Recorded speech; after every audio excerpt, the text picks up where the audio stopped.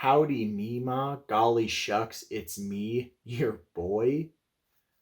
Who writes this shit? Halloween Horrorfest Spooktacular 2021 Origins Part 3, the Return Unrated Director's Cut, takes its fourth and final red-eye flight into InTuesNational. And today we learn that Ohio is not just a Midwestern state. That's right, for this, our last trip overseas, we head to the land of the rising sun to learn what it means to be forgotten, abandoned, to rot alone in a cyberspace world of ones and zeros. A voice screaming in the void is a mere shadow, a smear, a smudge, nothing. Nothing of your former self. Or what I like to call life after 30.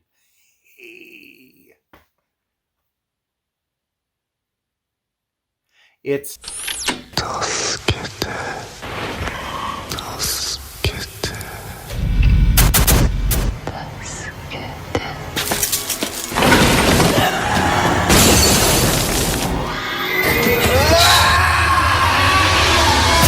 Kairo is a 2001 supernatural horror film written and directed by Kiyoshi Kurosawa. Known as Pulse here in the States, Kairo tells two parallel storylines. The first story follows Kudo Michi, a plant store employee who recently moved to Tokyo. When a co-worker suddenly dies by suicide, Michi and her co-workers are pulled into a mystery surrounding his death and its strange connection to the internet. This is further complicated when another of Michi's co-workers receives a phone call from what appears to be their dead colleague.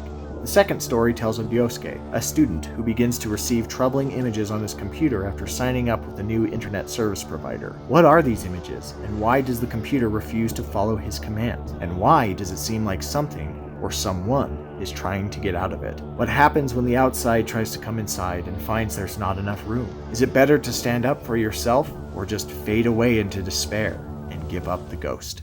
そうだよね。ずっとこのままなんだよね。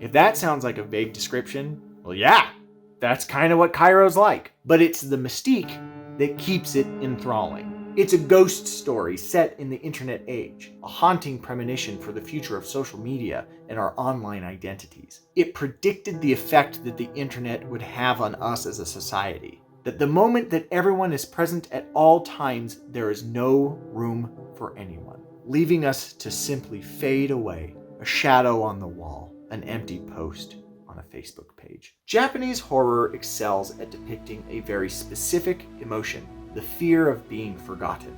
The greatest examples of Japanese horror cinema, Ringu, Ju-on, House, Perfect Blue, Magnetic Rose, and certainly Kairo, all touch on the very real, very intangible fear of being rendered irrelevant.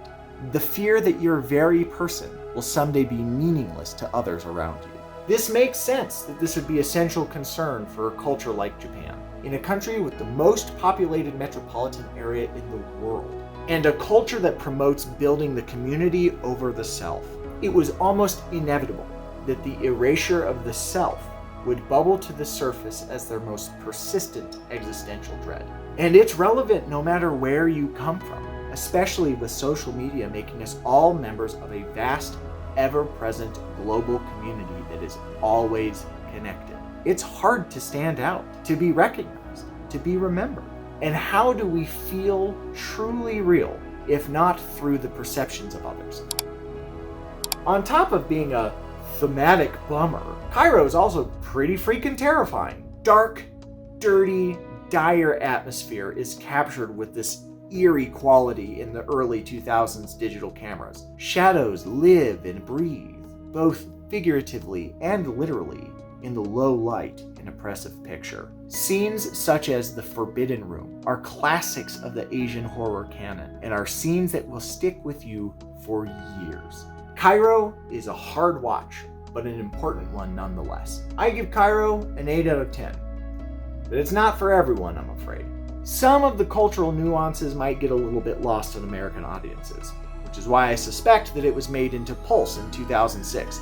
A terrible American remake. If you're thinking you might skip the original for the remake, don't. The remake replaces the emotional value and message of the first movie and replaces it with just cheap, over-the-top visuals and horror tropes. It ain't subtle, it ain't clever, it ain't good, and it ain't scary.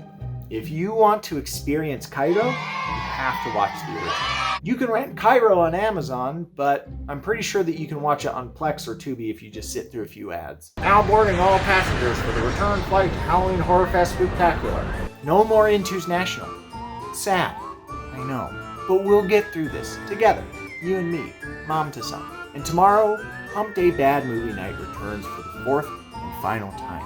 And just in time to answer the age-old question, just how many pumpkins on the back of the truck is too many pumpkins on the back of the truck? Do I gotta? I'm gonna. Click it, takes you to the letterbox. You can see all these movies. Again, if you don't click like or subscribe, I just worry that